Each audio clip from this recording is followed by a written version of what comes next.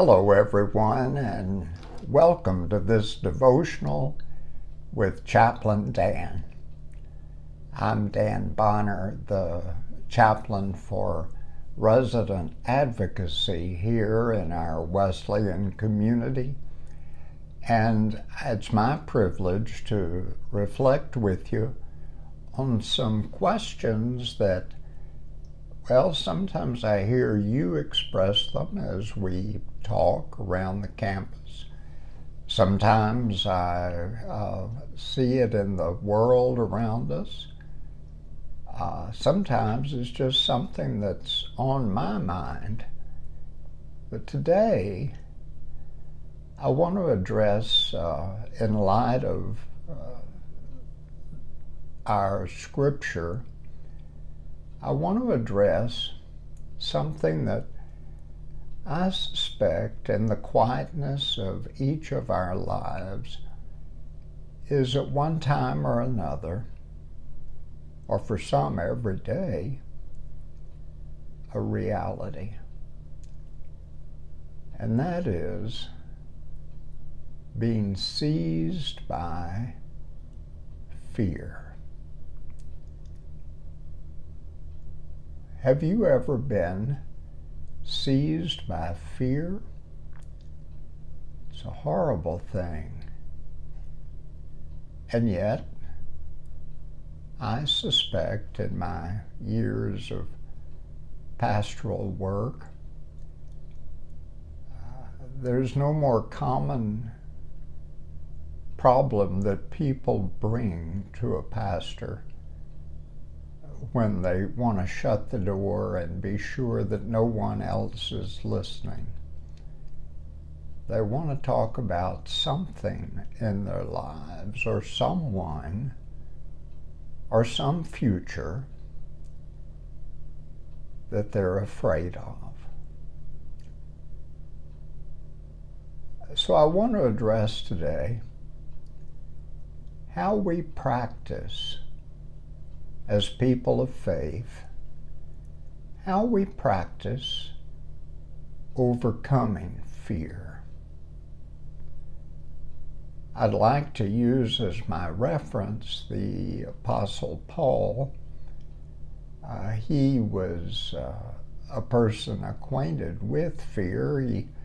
By the time he wrote the letter to the Hebrews, that is to the children of Israel, who were around many of the communities and in the majority of many of the communities where he in the New Testament went to spread the gospel of Christ. And so to a particular Hebrew audience, he wrote this letter, and universally applied it, I'm sure, in other settings where Jews were present. But also, and this is a key to human nature, I think, that Paul saw, also he realized Christian, Jew, non-believer, traveler, all of us experience fear at one time or another. And the letter to the Hebrews is really a brief lesson in overcoming fear. In the 4th chapter, in the 12th through 16th verses, we find a particularly touching and poignant passage. Let me read it to you and see if we can't find some guidance there for those times where fear has us. First, he says in the 13th verse, nothing is in all creation, nothing in all creation is hidden from God's sight. That is to say, everything about you, my sister, my brother, everything about me, preacher, everything about any of us, including those who may be making us afraid. Everything about everyone is known to God. We believe that the God of creation, who made heaven and earth, and who gave his Son, Jesus Christ, for our redemption, we believe that God, as Christians at least, is a God not only who knows us, but, well, I'm getting ahead of myself. God does know us, this 14th verse says. And so I'm not sure how that applied to his Hebrew audience, but I can imagine many things about any of their pasts they would want to have remain hidden as they sought out and inquired about the Christian faith. That's why they were there with Paul, as they had questions. But they had also some things in their past, some things in their present, some fear of the future that might have seized their soul, paralyzed them. I hope that none of you are living in that kind of fear today. But there may be times in your life when you have. And there may be times up ahead when you do. And maybe even today, some of us, all of us perhaps, you examine yourself. Some of us have, well, let me put it this way. I have things that make me afraid. Yes, I'll tell you. I have the need to get from place to place.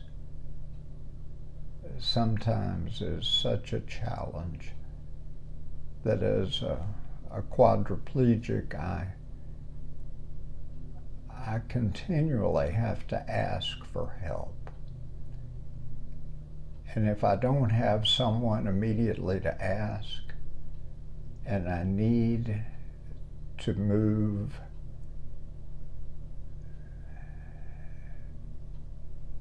sometimes I'm afraid.